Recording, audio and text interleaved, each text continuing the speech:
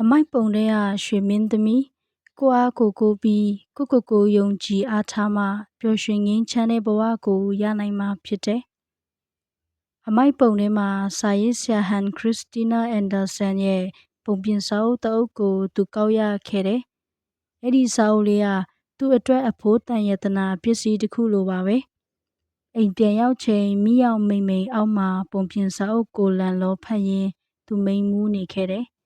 သူ့နာမည်ကဒန်နီယယ်ခေါ့ဖြစ်တယ်။မိသားစုဝင်73ဦးနဲ့အာဂျင်တီးနားမြို့တော်ဘနိုအာရစ်ရဲ့မြို့ပြင်စင်းရဲသားရပ်ကွက်တစ်ခုမှာသူနေတယ်။ဖခင်အလုပ်လက်မဲ့ဖြစ်ပြီးနောက်ငကိုစင်းရဲတဲ့သူတို့မိသားစုဟာပိုကျက်တီးသွားခဲ့တယ်။မိဘတို့ရဲ့လေးလံတဲ့ဝန်ကိုတစ်ဖက်တစ်လမ်းကကူညီနိုင်အောင်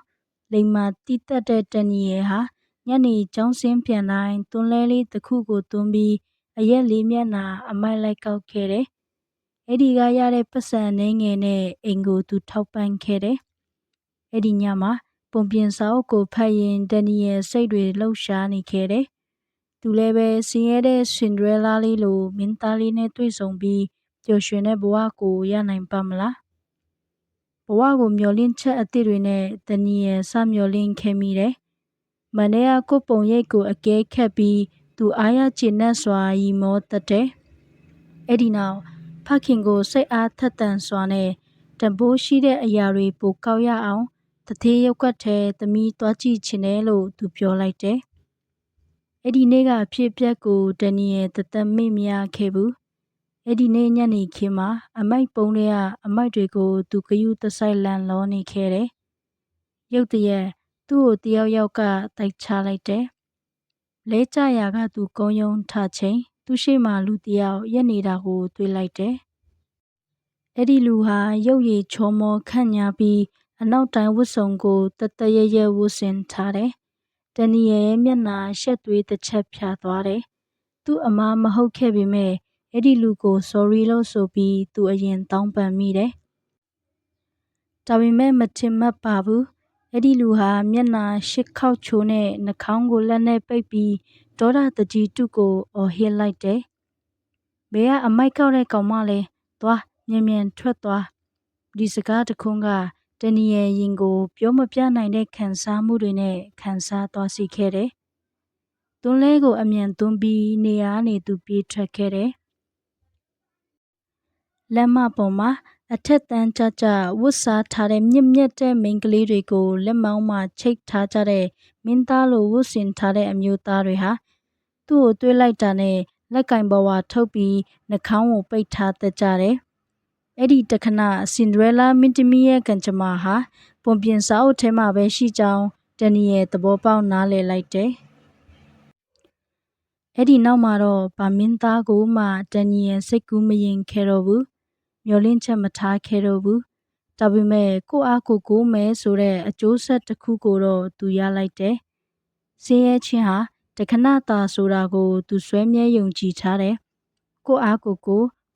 ယုံကြည်ပြီးပျော်ရွှင်တဲ့ဘဝကိုတနေ့ပိုင်ဆိုင်ရမယ်လို့သူမျှော်လင့်ခဲ့တယ်။အဲ့ဒီတနေ့ကိုဒန်နီယယ်လုံးဝထင်မှတ်မထားခဲ့ဘူး။ကံကောင်းခြင်းနဲ့သမီးကတခြားနည်းနဲ့သူ့ကိုတိတ်တဆိတ်ကောင်းချီးတွေပေးနေခဲ့တယ်။တညနေမှာနောက်ဆုံးအမိုက်အိတ်ကိုသွန်းလဲပေါ်သူတင်နေတော့အမျိုးသမီးတဦးသူ့ကိုလမ်းခေါ်လိုက်တယ်။မိန်းကလေးမင်းမော်ရင်ဂဲလှုပ်ချင်သလား။အဲ့ဒီအမျိုးသမီးကအာဂျင်တီးနားရဲ့နာမည်ကြီးဆွဲကြိုးဒီဇိုင်းဆရာမာရီနာကွန်ဆယ်လက်ဖြစ်တယ်။ဖြစ်ပျက်ခဲ့တဲ့အဖြစ်အပျက်ကိုမာရီနာကဒီလိုပြန်ပြောင်းပြောပြတယ်။အဲ့ဒီတုန်းကကျမတို့ခြံရှိမှာဒန်နီယယ်အမိုက်ကောက်နေတယ်။သူဟာအဝတ်အစားဆောက်ပြက်ဝတ်ဆင်ထားပေမဲ့သူ့ကိုယ်ပေါ်မှာလူတစ်ဖက်သားကိုဆွဲဆောင်စေတဲ့ရိုးသားတဲ့ရုပ်လက္ခဏာရှိတယ်။အဖက်မလုပ်တဲ့မာနတစ်မျိုးရှိတယ်။ဒါဟာသူ့ရဲ့ထူးခြားတဲ့ဘဝအတွေ့အကြုံကသူ့ကိုပုံဖော်ခဲ့တာဖြစ်မယ်။မာရီနာရဲ့ကူညီပံ့ပိုးမှုကြောင့်လေ့ကျင့်ရေးစတိတ်စင်ပေါ်ဒန်နီယယ်ရောက်သွားခဲ့တယ်။ကြိုးစားအားထုတ်မှုလုံလတွေကဒန်နီယယ်ကိုပြောင်းလဲစေခဲ့တယ်။ပထမအကြိမ်ပြုလုပ်တဲ့ဖြိုဖြေရေးပွဲမှာလူအများရဲ့အတိအမှတ်ပြုတာကိုသူခံခဲ့ရတယ်။တဖြည်းဖြည်းသူနာမည်ရလာခဲ့တယ်။2008ခုနှစ်ကမ္ဘာ့လက်ရွေးစင် Hub Model ပြိုင်ပွဲမှာအာဂျင်တီးနားကလက်ရွေးစင်ပေါင်း1000ကျော်ကိုအောင်နိုင်ပြီး Elite Model Look အဖြစ်ဒန်နီယယ်အနိုင်ရပူဆွဲသွားခဲ့တယ်။နမေရအောင်မြင်လာတဲ့ဒန်နီယယ်ကိုကမ္ဘာအရပ်ရပ်ကတထေးသားတွေလာရောက်ပူပန်ခဲ့ကြတယ်။ဒါတွေအားလုံးကိုဒန်နီယယ်ငင်းပယ်ခဲ့ပါတယ်။ဒီအချိန်မှာကျမအလုပ်ချင်ဆုံးကကျမရဲ့အောင်မြင်မှုနဲ့ဆင်းရဲကြက်တီးတဲ့အမိုက်ကောက်သူတချို့ရဲ့ဘဝကိုမြင့်တင်ပေးဖို့ပါပဲ။နောက်ပြီးမိန်းကလေးတချို့ကိုလည်းကျမမှာချင်ပါတယ်။ကိုဘွားမျှော်လင့်ချက်တွေကိုမင်းသားရဲ့ကိုယ်ပေါ်မှာပုံမအပ်ပါနဲ့ကိုအားကိုပြီး